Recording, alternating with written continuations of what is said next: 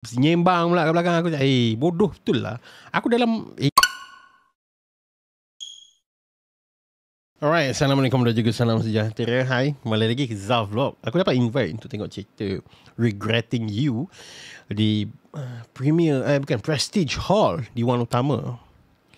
Obviously hall baru, dia punya perks dalam hall ni aku rasa eksklusif je lah, tapi hall dia lebih kurang ni sama lain kan.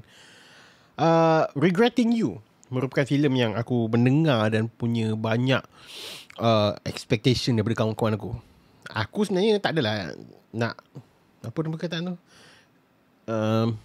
terjerumus untuk tengok filem ni. Aku sekadar aku tahu McKenna Grace, Mason Thames, David Franco dengan Alison Williams ni je. Tapi untuk aku pergi tengok tu aku macam, kalau dapat tengok free premier aku pergi tengok tapi kalau nak beli sendiri macam tak tahu. Kalau hype gila babi pergi tengok sebab cerita-cerita drama ni bukanlah aku punya preferred punya type of choices of film kan. So aku dapat invite pergi tengok, dan walaupun aku di-invite, walaupun aku diberi popcorn yang sedap, walaupun aku dapat RM30 untuk aku claim aku punya photo booth semua kan, is it a good movie? No, it's not a good movie. The film received negative reviews from critics.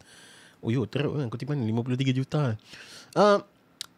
Cerita ni dia sebenarnya dia adaptasi daripada buku, novel. Sebenarnya sebelum ni ada lagi satu filem, It Ends With Us. Aku suka filem tu, tapi filem yang ni dia punya skrip, contoh kalau kau selalu dengar kalau aku buat interview dengan pengarah-pengarah Malaysia semua tu, dan diorang kata skrip tu penting kan, kita kena polish skrip tu kan. Filem ni adalah contoh bad writing. Script writing yang teruk nak mampus.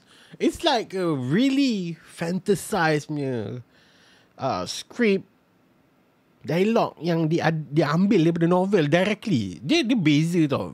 Novel dengan filem, it has to be a boundary. Dia kena ada beza. Kalau kau adapt 100%, kau akan rasa macam, what the fuck is this? There's a lot of moments yang kau rasa macam, apa benda ni, doesn't make sense. Dia punya conversation dalam filem ni, konteks tu tak make sense. Kalau dalam novel faham lah, sebab dia panjang. Dalam novel ada panjang, ada banyak lagi explanation detail semua. Tapi yang ni macam, apa benda ni? Kenapa kau tiba? There's a lot of moments yang kau rasa macam tiba-tiba mat. Kena pula hall tu ada pula pergimak ni, KOL kat belakang ni, pergi nyembang pula kat belakang aku. Bodoh betul lah. Aku dalam tiket dapat free ni, baik aku diam ni. Dia buatkan kau rasa marah. Walaupun dalam filem ni ada pelakon-pelakon US yang sangat hebat. Dave Franco, McKenna Grace. Aku sangat suka McKenna Grace. Daripada dia kecil dulu sampai dia dah besar, aku sangat suka dia. Tapi filem ni teruk.